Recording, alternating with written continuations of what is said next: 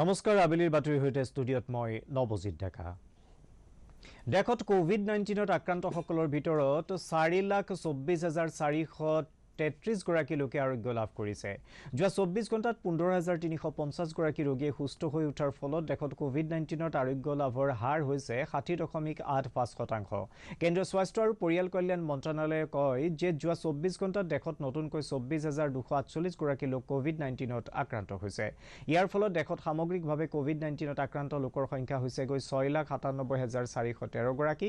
যোৱা 24 ঘণ্টাত দেখত 425 গৰাকী লোকৰ মৃত্যু ঘটাৰ ফলত এতিয়ালৈকে মৃত্যু হোৱা লোকৰ সংখ্যা হৈছে 19,693। বৰ্তমান দেখত 2,53,287 গৰাকী লোকৰ দেহত কোভিড-19 সক্ৰিয় হৈ আছে। মহাৰাষ্ট্ৰত সৰ্বাধিক 2,06,619 গৰাকী, তামিলনাডুত 1,11,151 গৰাকী আৰু দিল্লীত 99,444 গৰাকী লোক কোভিড-19ত আক্ৰান্ত হৈছে। অসমত কোভিড-19ত আক্ৰান্তৰ ধাৰা অব্যাহত আছে। কালি ৰাজ্যত নতুনকৈ 435 গৰাকী লোক 735 গৰাকী লোক কোভিড-19ত আক্ৰান্ত হোৱাৰ ফলত এই ৰোগত আক্ৰান্ত হোৱা লোকৰ সংখ্যা হৈছে 11,736 গৰাকী। স্বাস্থ্যমন্ত্ৰী ডক্টৰ হিমন্ত বিশ্ব শৰ্মাই যোৱা নিশা টুইটযোগে প্ৰকাশ কৰা অনুসৰি গুৱাহাটী মহানগৰীত কালি নতুনকৈ 552 গৰাকী লোকৰ দেহত কোভিড-19 ধৰা পৰিছে। অৱশ্যে ৰাজ্যখনত কোভিড-19ৰ পৰা সুস্থ হোৱা লোকৰ সংখ্যাও ক্ৰমাৎ বৃদ্ধি হ'বলৈ ধৰিছে। বৰ্তমান ৰাজ্যখনত 7,403 গৰাকী লোকে কোভিড-19ৰ পৰা পৰিত্ৰাণ লাভ কৰিছে। সম্প্ৰতি ৰাজ্যখনত 4,286 গৰাকী ৰোগী চিকিৎসা অৱস্থাত আছে। কোভিড-19ত এই পৰ্যন্ত ৰাজ্যখনত 14 গৰাকী লোকৰ মৃত্যু ঘটিছে। 220 গৰাকী আৰক্ষী বিষয়াৰ জোৱানৰ দেহত কোভিড-19 ধৰা পৰাৰ পাছত বাহিনীটোৱে নিজৰ কৰ্তব্যৰ পৰা বিচলিত হোৱা নাই বুলি অসম আৰক্ষীৰ সঞ্চালক প্ৰধান ভাস্কৰ জ্যোতি মহন্তই মন্তব্য কৰিছে। আৰক্ষীৰ মুখ্য কাৰ্যালয়ত আয়োজিত এখন সংবাদমেলত সঞ্চালক প্ৰধান মহন্তই কয় যে কৰোনা ভাইৰাছৰ সংক্ৰমণ সত্ত্বেও ৰাজ্যৰ আৰক্ষী বাহিনীয়ে জনসাধাৰণৰ সেৱাত ব্ৰতী হৈ আছে। তেওঁ কয় যে অসম আৰক্ষীৰ জোৱানসকলে বিভিন্ন ধৰণৰ অপৰাধমূলক কাৰ্য ৰোধ কৰাৰ লগতে উগ্ৰপন্থীৰ বিৰুদ্ধেও চলাই থকা অভিযানত সুচাৰুৰূপে কৰ্তব্য পালন কৰি আহিছে। সঞ্চালক প্ৰধান মহন্তই অসম আৰক্ষীৰ লোকসকলৰ স্বাস্থ্যৰ ক্ষেত্ৰত সঘনাই সচেতন হৈ থকাৰ বাবে মুখ্যমন্ত্ৰী সৰ্বানন্দ সোণোৱাল আৰু স্বাস্থ্যমন্ত্ৰী ডক্টৰ হিমন্ত বিশ্ব শৰ্মাক ধন্যবাদ জনায়।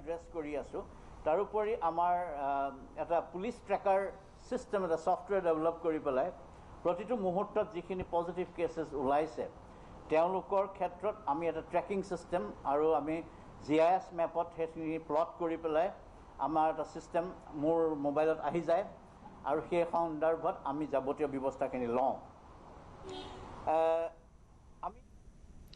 উত্তৰ পূবৰ মুখ্য দুৱাৰ স্বৰূপ গুৱাহাটী মহানগৰীত কোভিড-19ৰ সংক্ৰমণ ব্যাপক হাৰত বৃদ্ধি পোৱাৰ পৰিপ্ৰেক্ষিতত 14 দিনৰ লকডাউন ঘোষণা কৰা হৈছিল যদিও আজিৰে পৰা কিছুমান ক্ষেত্ৰত শিথিলতা অনা হৈছে। কিন্তু এই শিথিলতাই এই সংক্ৰমণ প্ৰতিৰোধত বাধাৰ সৃষ্টি কৰিছে নেকি সেই সন্দৰ্ভত আমাৰ সংবাদদাতা দুইনাই আমাক কিছু কথা জনাব।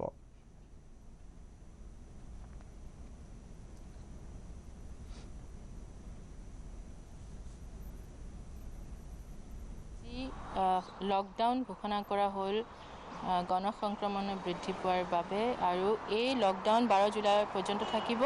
কিন্তু তাৰ মাজতে কালি ৰবিবাৰে অসম চৰকাৰৰ তৰফৰ পৰা এক জাননী উলিয়ালে যে যিসমূহ ষ্টেণ্ড এলোন গ্ৰ'চাৰী শ্বপ অৰ্থাৎ অকলশৰীয়া যিসমূহ গেলামালৰ দোকান সেইবোৰ খুলিব পাৰিব। আজি সোমবাৰৰ পৰা খোলাৰ নিৰ্দেশ দিলে পুৱা 11 বজাৰ পৰা সন্ধিয়া 4 বজালৈ। ঠিক তেনেধৰণে যিবোৰ হ'লচেলৰ গেলামালৰ দোকান আছে সেইসমূহ খোলাৰ কাৰণে ৰবিবাৰ আৰু মঙলবাৰে খুলিব পাৰিব। দিনৰ 12 বজাৰ পৰা 6 বজালৈ খোলা থাকিব। ঠিক তেনেধৰণে যি শাক পাচলি বা অন্যান্য ফল মূল এইসমূহ বিক্ৰী কৰাৰ কাৰণে ঘৰে ঘৰে যোৱাৰ বাবে চৰকাৰে নিৰ্দেশ দিছে। কিন্তু ঠিক আজি যি প্ৰথমটো দিনত যি খোলা দেখা গ'ল বিভিন্ন দোকানসমূহ, কিন্তু তাতে এটা কথা মন কৰিবলগীয়া হ'ল যে ঘৰে ঘৰে শাক পাচলি বিক্ৰী কৰিবলৈ কোনো প্ৰায়বোৰ ঠাইত নগ'ল আৰু নগৈ তাৰ পৰিৱৰ্তে তেওঁলোকে ফুটপাথসমূহত বা অন্যান্য ঠাইত তেওঁলোকে এটা ঠাইতে ৰৈ পেলাই তেওঁলোকে বিক্ৰী কৰিছিলে আৰু সেই বিক্ৰীৰ ফলত কি হৈছিল সকলো লোকে ভিৰ কৰিছিলে আৰু এই ভিৰ পৰিলক্ষিত হোৱাৰ ফলত আৰক্ষীয়ে তাত হস্তক্ষেপ কৰিবলগীয়া হ'ল। আৰক্ষীয়ে আহি এই দোকানসমূহ বন্ধ কৰিবলৈ নিৰ্দেশ দিবলগীয়া হ'ল। সমগ্ৰ বিশ্বত কোভিড-19 সংক্ৰমণৰ ধাৰা এতিয়া অব্যাহত আছে। শেহতীয়া তথ্য অনুসৰি বিশ্বত এতিয়ালৈকে 1,15,80,092 গৰাকী লোক কোভিড-19ত আক্ৰান্ত হৈছে। ইয়াৰ বিপৰীতে কোভিড-19ত বিশ্বত এই পৰ্যন্ত 5,37,178 গৰাকী লোকৰ মৃত্যু হৈছে। অৱশ্যে কোভিড-19ত আৰোগ্য হোৱা লোকৰ সংখ্যাও দ্ৰুতগতিত বৃদ্ধি হ'বলৈ ধৰিছে। বিশ্বত এতিয়ালৈকে 65,47,935 গৰাকী লোকে আৰোগ্য লাভ কৰিছে। আক্ৰান্তৰ সংখ্যাৰ ফালৰ পৰা আমেৰিকা যুক্তৰাষ্ট্ৰ এতিয়াও শীৰ্ষস্থানত আছে। আমেৰিকাত এতিয়ালৈকে 29,83,000ৰো অধিক লোকৰ দেহত কোভিড-19 ধৰা পৰিছে। দ্বিতীয় স্থানত থকা ব্ৰাজিলত কোভিড আক্ৰান্তৰ সংখ্যা হৈছে 16,04,585 গৰাকী। আক্ৰান্তৰ সংখ্যাৰ ফালৰ পৰা ভাৰত এতিয়া তৃতীয় স্থানত উপনীত হৈছে।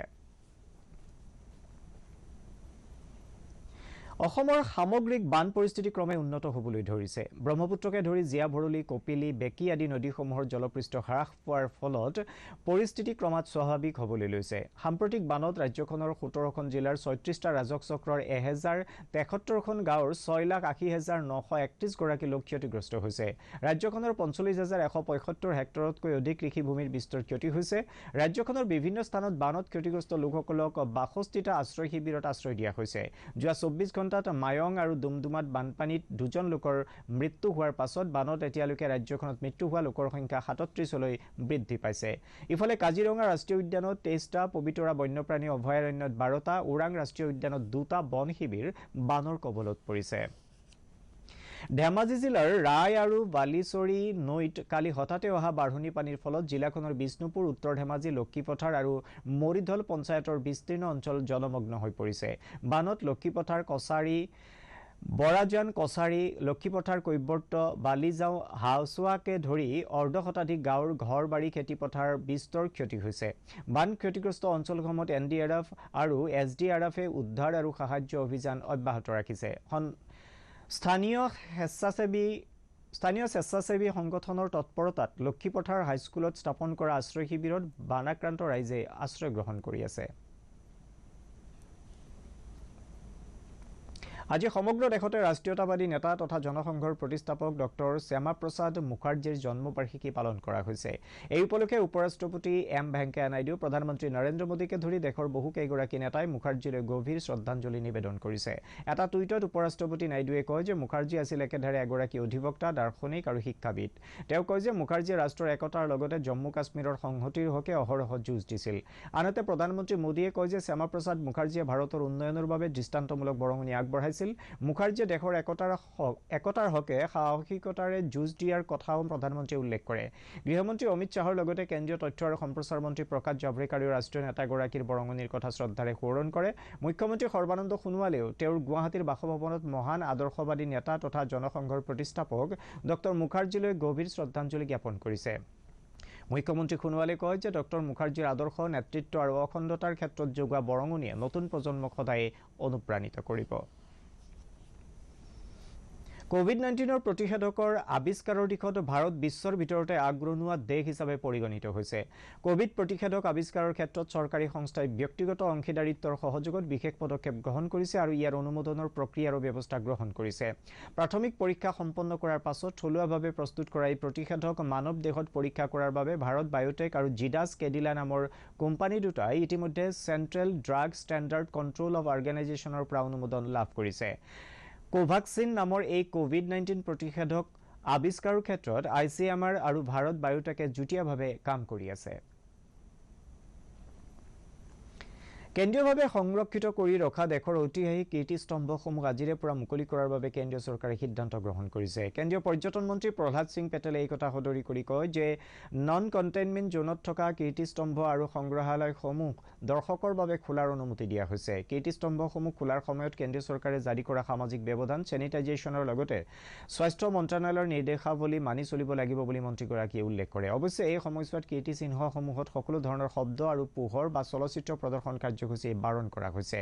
উল্লেখযোগ্য যে দেশত প্ৰত্নতাত্ত্বিক অধ্যয়ন বিভাগৰ অধীনত ৩,৬৯১টা কেন্দ্ৰীয়ভাৱে সংৰক্ষিত কীৰ্তিস্তম্ভ আছে।